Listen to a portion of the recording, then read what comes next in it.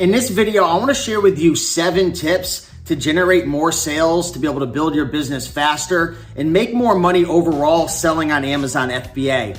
My name's Steve Raiken with the Raiken Profit YouTube channel over at RaikenProfit.com. And in today's video, we're going to share essentially what's helped me the most to grow to $30,000 a month in sales and 7 things that can really help you in your business. So with that being said, let's dive into this video.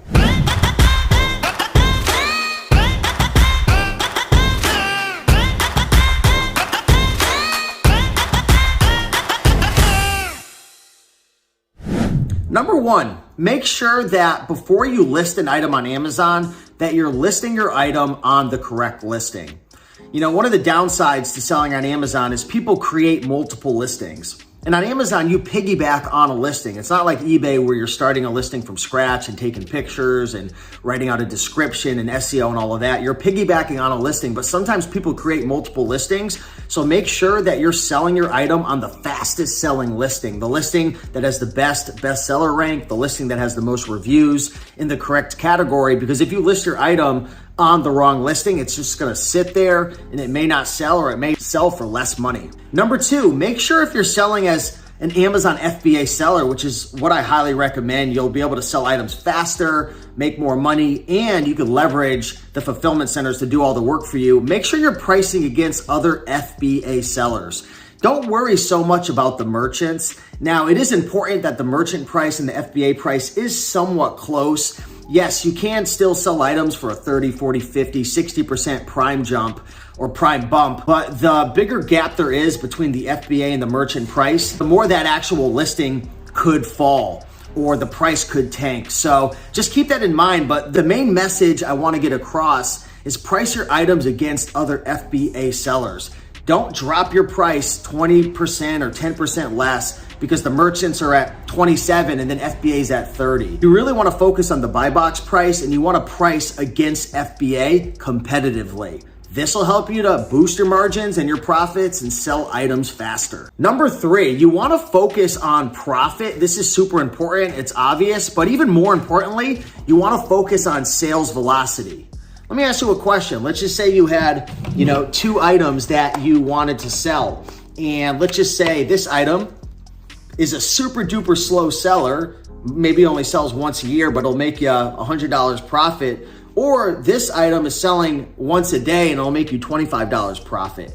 I would take this one all day long because you're gonna be able to turn your money over that many more times. And this item is not even guaranteed to sell. There's so many things that could happen over a year period. So focus on sales velocity. Don't just focus on what Scout IQ or what the app is telling you or how much profit you're gonna make. Can you actually sell it? Because profit doesn't mean anything. Does it actually sell? Do you actually make profit or do you not? The 4th tip that I want to share, and this is huge, is making sure that you keep your Amazon account healthy.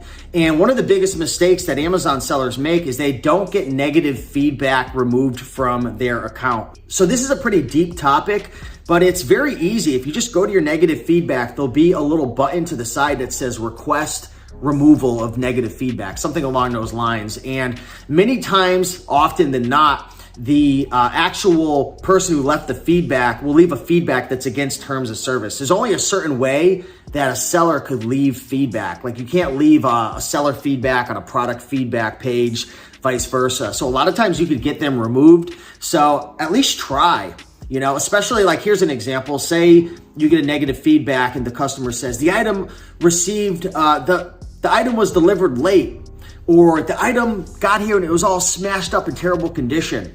Amazon will remove that because Amazon will take responsibility for that through the FBA program. You didn't ship the item, right? Amazon did. And the item could have got damaged through the carrier. So that's not necessarily your fault. So get those negative feedbacks removed if you can.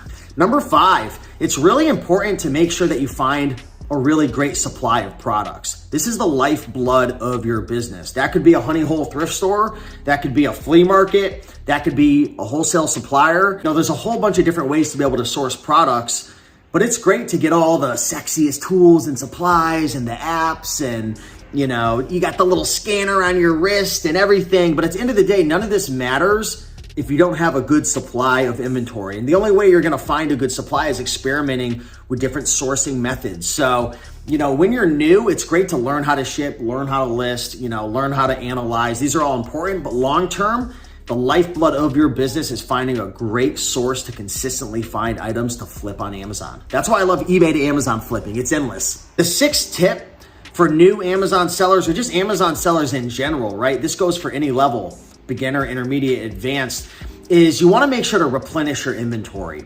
This is one of the biggest mistakes that I made with my team over the last 6 months, is I didn't have a system in place to replenish my inventory. So as I mentioned previously, I do a lot of sourcing from eBay, Facebook Marketplace, Mercari. I do a lot of online arbitrage sourcing and flipping.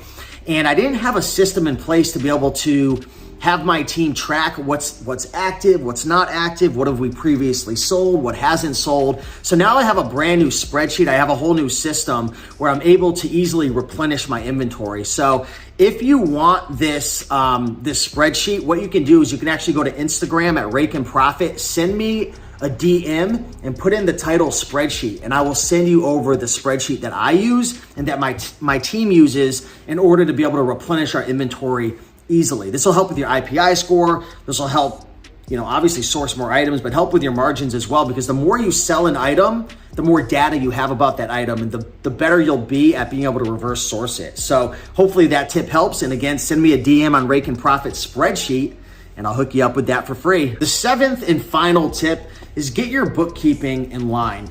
I know what it's like to be new selling on Amazon, and you're just so excited to go sourcing. You're so excited to sell items, and you're just so pumped up about this opportunity that you forget about some of the more boring and mundane tasks that are important, such as bookkeeping and taxes. I know right now, maybe you're like, taxes or tax season isn't for another 7-8 months. I'll figure it out then. But the more you wait and the more you procrastinate, I'm telling you, the problem is just gonna get bigger and bigger. So I would highly recommend signing up for QuickBooks.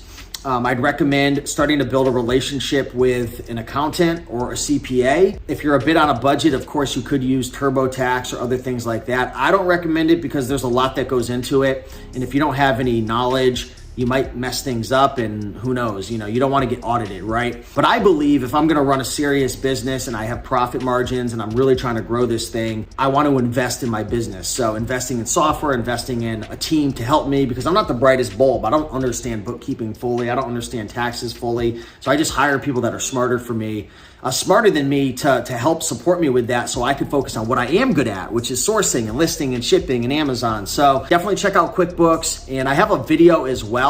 I'll link it up down below that will walk you through a lot of the basics and just tips for getting set up with really good bookkeeping practices. So those are the 7 tips. Hopefully that was able to add some value to your life. Leave a comment down below and let me know what was your favorite tip. And if you enjoyed this video, like, comment, and subscribe, and I'll see you in the next video. Much love. Bye.